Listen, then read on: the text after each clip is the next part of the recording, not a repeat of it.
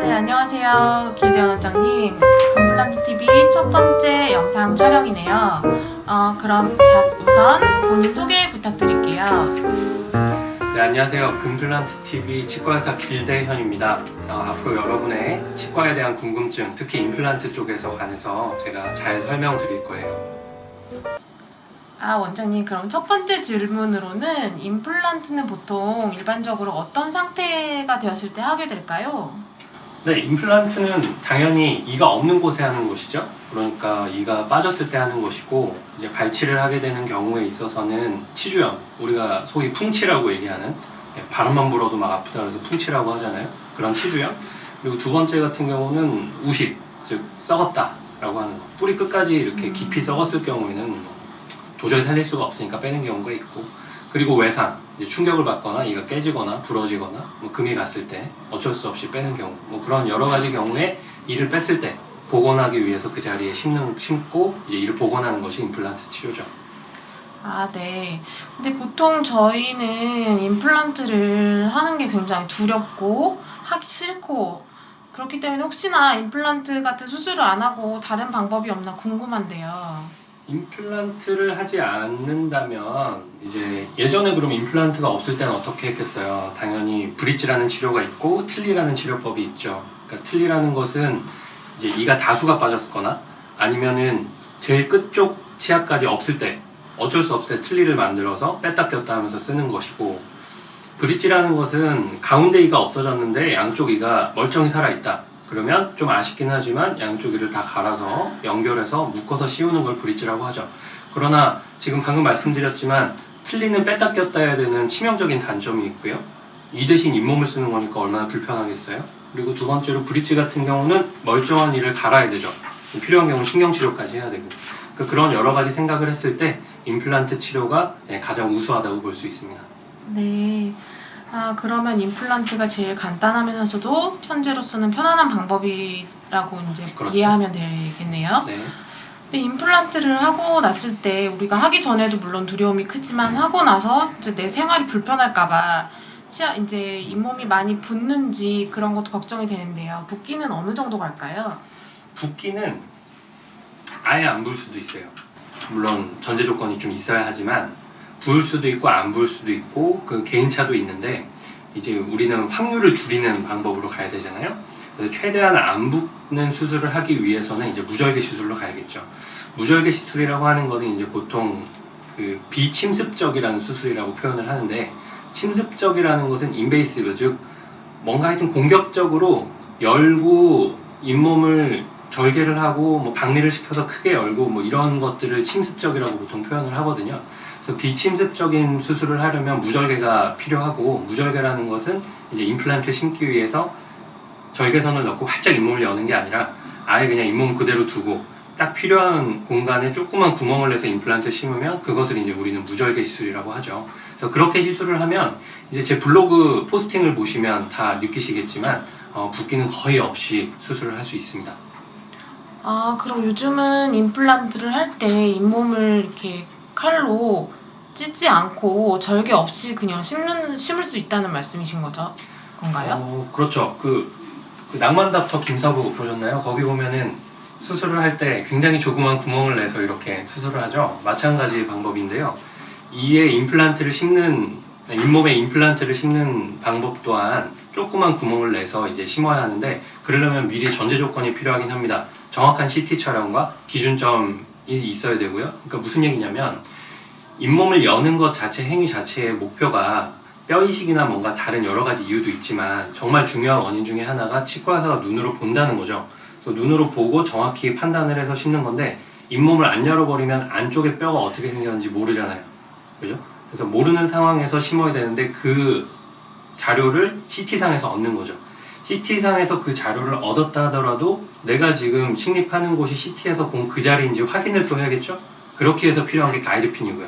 그래서 여러 가지 미리 준비를 해놓은 그런 자료들을 분석을 해서 수술하러 오셨을 때 이미 분석되어 있는 자료로 시술을 하면 잇몸을 열지 않고 무절개로 시술을 할 수 있습니다. 그러면 원장님의 그런 수술 숙련도가 굉장히 중요한 많이 해봐야죠. 많이 해봐야 됩니다. 네. 그냥 했다가는 네, 잘 안 될 수도 있어요. 네, 알겠습니다. 그러면 이렇게 수술대 위에 있는 것만으로도 되게 긴장이 많이 되고 이제 환자 입장에서는 걱정이 되는데 네. 수술대 위에서 임플란트를 하는 그 비절개, 무절개 임플란트는 시간이 어느 정도 들까요? 이게 시간은 정말 깜짝 놀라실 정도로 금방 끝날 수도 있어요. 제가 5분 안에 끝날 수도 있어요. 실제로 5분 안에 끝날 수도 있고 많이 길면 뭐 1시간 정도 걸릴 수도 있어요. 그거는 이제 뼈 상태나 잇몸 상태에 따라서 많이 달라지는데 무절개 시술로 보통의 경우 미리 다 분석을 하고 심게 되면 시간을 굉장히 단축시킬 수 있습니다. 그래서 잇몸을 열지 않고 무절개로 그냥 심으면 뭐 길어야 10분 내로 끝나는 수술이 거의 대다수예요. 아, 정말 좋은 방법이라는 생각이 드네요. 네. 그러면 그런 좀 무절개 그 시그니처 임플란트를 했을 때 임플란트를 하고 나서 그러면 다른 임플란트보다 그 아픈 통증을 저희가 느끼는 정도도 다를까요?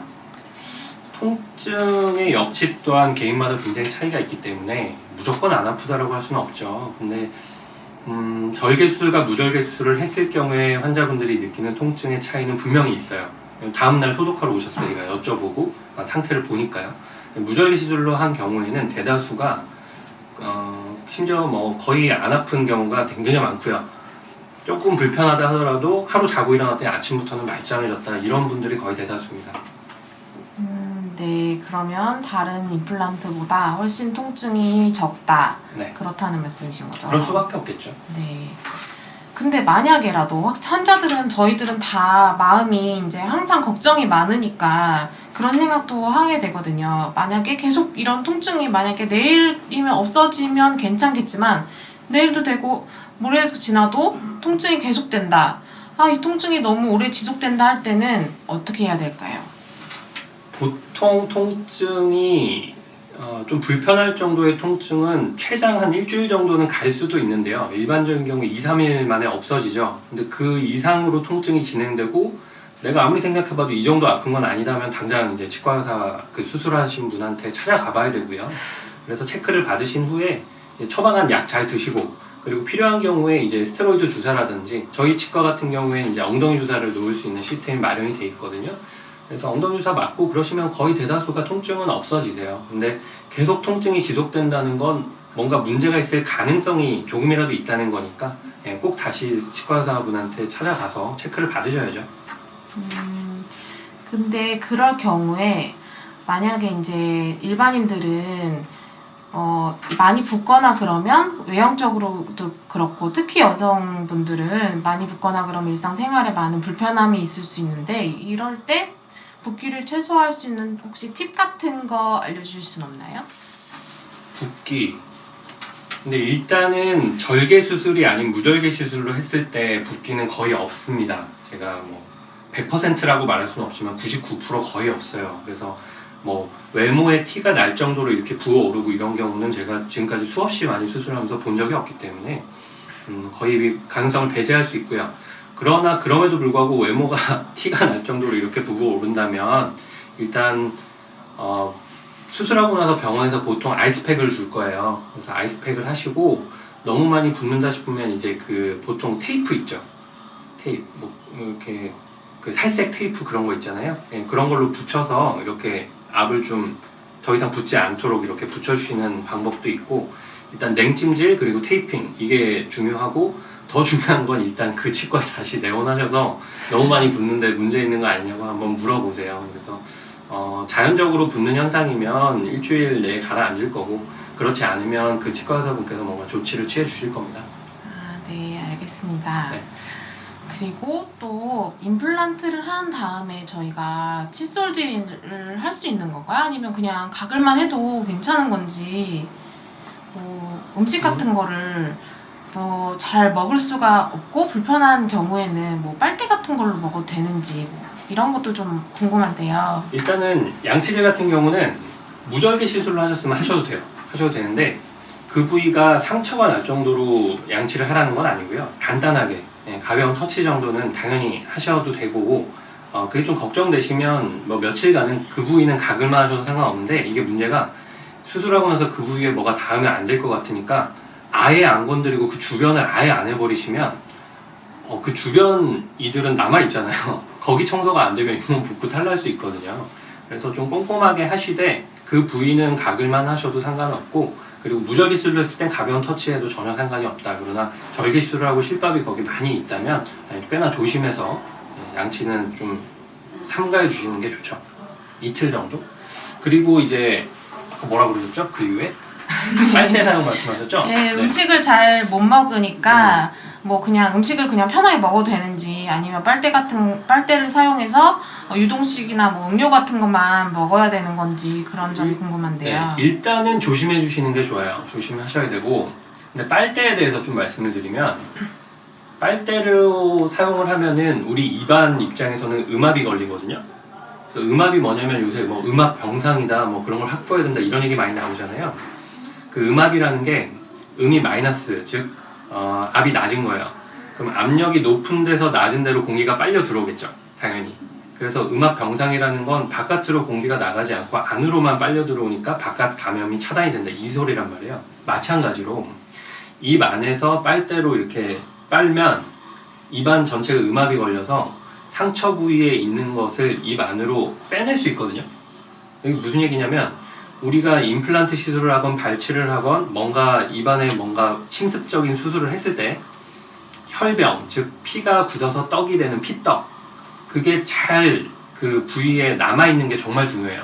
그게 결국 잇몸으로 바뀌거든요. 그래서 그 혈병이 남아있어야 되는데, 음압이 생겨서 그 혈병이 빠져나와 버리면 치유가 굉장히 더뎌집니다. 심지어는 감염이 될 수도 있어요. 그래서 빨대 사용은 굉장히 자제해 주시는 게 좋아요. 아예 그냥 빨대는 쓰지 마세요, 며칠간은. 저는 빨대는 그냥 편히 사용해도 되는 건 줄 알았는데, 그런. 아니에요. 쓰지 마세요. 네, 알겠습니다. 근데 이런 질문 해도 될지